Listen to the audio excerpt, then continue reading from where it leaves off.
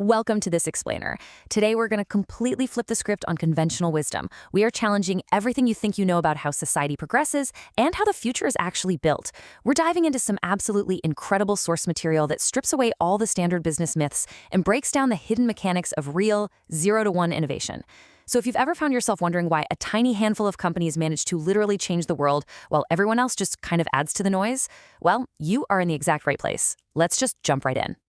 Right out of the gate, I want you to take a second and honestly ponder this question. What important truth do very few people agree with you on? Seriously, think about your own answer for a moment. It sounds like a pretty simple, maybe even cliché interview question, right? But if you actually try to answer it honestly, it is incredibly daunting, because answering it forces you to stand completely alone against the crowd. So, Section 1, the contrarian question, finding courage over genius. So why is this question so ridiculously hard to answer? Well, first off, it's intellectually difficult. Think about it. Almost all the knowledge we're spoon-fed in school is, by definition, agreed upon by everybody. But honestly, it's even more psychologically difficult. To give a real answer, you have to look someone in the eye and say something you know for a fact is going to be unpopular. Brilliant thinking is rare, sure, but courage? Courage is an even shorter supply than genius. So how do you actually construct a good answer? A lot of folks will just throw out complaints like, oh, the education system is broken, or they'll pick a side in some tired political debate. But those are terrible answers because tons of people already agree with them. A truly good answer takes guts, and it usually fits this framework. Most people believe in X, but the truth is the exact opposite of X. And that brings us to the two completely distinct ways we can look at human progress. Let's break this down.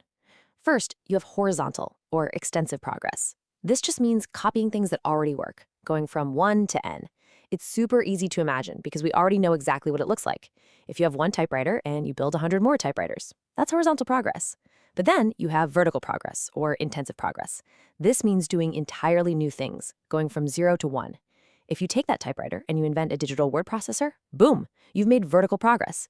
And this is way harder to imagine because you're doing something nobody has ever done before. If we map this out, you get the foundational axes of human progress. Along the horizontal x-axis, you've got 1 to n, just copying things that already work. And on the vertical y-axis, you've got 0 to 1, creating the net new things. Every single human endeavor falls somewhere on this chart. Now, let's zoom out and apply this to the macro level of human society. The buzzword for horizontal progress? Globalization. It's taking something that works in one place and just copy-pasting it everywhere else. The source uses China as the classic example here, copying 19th century railroads and 20th century air conditioning to catch up to the West. But look at the vertical axis.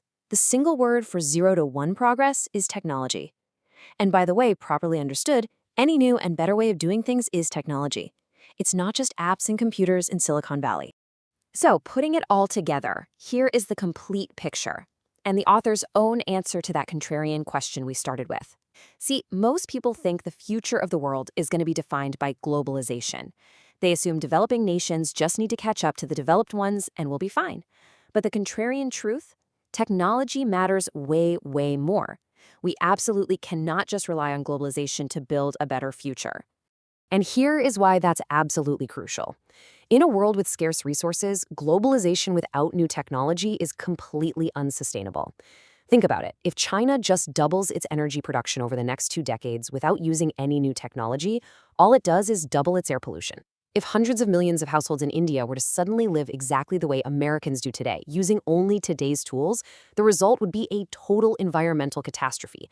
Spreading old ways of creating wealth around the globe isn't going to result in global riches. It'll just result in devastation. We desperately, absolutely need new technology. Which brings us to Section 2, the power of startups. Engines of the future. So, if we desperately need these technological miracles just to survive, where do they actually come from? Historically, they certainly don't happen automatically. For like 10,000 years, human advancement was incredibly slow and fitful. So where do the miracles come from today? Well, consider this definition. A startup is the largest group of people you can convince of a plan to build a different future. It perfectly captures why small, highly mission-driven groups are so incredibly effective. Think about it. Massive bureaucratic hierarchies move at a glacial pace, and entrenched interests are terrified of risk. On the flip side, a lone genius might write a brilliant novel or paint a masterpiece, but they could never build an entire industry by themselves. Startups hit the absolute sweet spot. You have a team to actually get stuff done, but you're small enough to protect the space needed for entirely new radical thinking. Moving on to Section 3, Rethinking the Internet Bubble. Let's do some myth-busting about the 90s. To really understand how startups rethink business from scratch, we kind of have to clear away some historical baggage.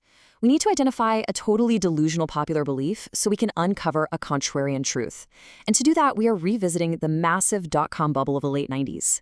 We all tend to look back at the 1990s through these heavy rose-colored glasses, right? We picture it as this wildly prosperous, cheerful, super optimistic decade. But actually, the reality was totally different. The decade kicked off with a nasty recession, manufacturing never really bounced back, and shifting into a service economy was painfully difficult for a lot of people. There was massive, widespread anxiety about globalization and U.S. competitiveness as jobs started flowing into Mexico. Honestly, even the pop culture reflected this. The obsession with grunge music and Nirvana, that wasn't a reflection of optimism, it was born out of a distinct lack of hope and confidence. The real timeline looks a lot more like this. In July 1997, the East Asian financial crisis hit, completely crippling economies. By August 1998, the ruble crisis struck. Russia literally defaulted on its debt, and the U.S. stock market took a massive dive. Europe wasn't faring much better with the super bumpy launch of the euro. So when the dot-com mania finally kicked into high gear in late 1998, it wasn't just born out of some irrational, happy exuberance. It happened against a backdrop where absolutely nothing else in the global economy seemed to be working. The new economy of the internet was basically seen as the only way forward, simply by indirect proof. To get a feel for what navigating that absolute mania looked like from the inside, let's look at the PayPal case study. Their original mission was as contrarian as it gets. They literally wanted to create a brand new internet currency to replace the US dollar. Wild, right? Their very first product beamed money between Palm Pilots, which, funny enough, journalists actually voted as one of the worst business ideas of 1999. So they pivoted to email payments. It worked great, but they ran into a massive wall. They desperately needed a critical mass of at least 1 million users for the network to actually function, and traditional advertising was just way too expensive and totally ineffective. So what did they do? It's kind of brilliant. They decided to just pay people to sign up. Literally, $10. They handed new customers $10 just for joining and gave them another $10 if they referred a friend. This strategy went absolutely viral and drove the hundreds of thousands of new customers they needed for exponential growth.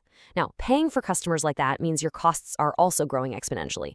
On paper, it looks insane. But the founders knew that if they could just secure that massive user base, they had a crystal clear path to profitability by taking a tiny fee on all those future transactions. But here's the catch. When costs are exponential, you burn through cash at an eye-watering speed.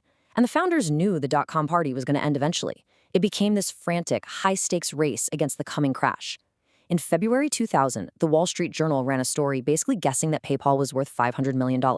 Moving at absolute lightning speed, PayPal used that exact back-of-the-envelope valuation to go out and raise $100 million the very next month.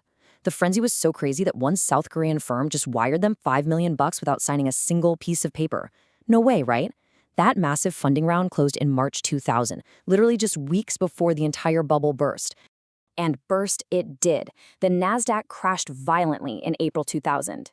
And the aftermath of that crash completely warped the mindset of the business world. The era of technological hope was suddenly rewritten as just crazed greed. A very strict new dogma took over. Anyone who claimed they could change the world was instantly treated with suspicion. Grand visions were blamed for inflating the bubble in the first place. The new rules of business dictated that you had to play it safe, only make small, incremental advances, remain incredibly humble, and absolutely reject any grand vision of the future. Which leaves us with one final, deeply provocative question to chew on. Are these safe, incremental lessons from the dot-com crash actually holding us back from the next great 0-to-1 innovation? Think about it. If true progress only comes from going from 0 to 1, from doing entirely new things and having the courage to pursue huge, contrarian visions, then maybe playing it safe and sticking to incremental steps isn't just boring. Maybe it's actually the biggest threat to building a better future. It's definitely something we all need to be mindful of in our own careers and projects. Really something to think about. Thank you so much for joining me on this explainer, and remember, keep questioning the consensus.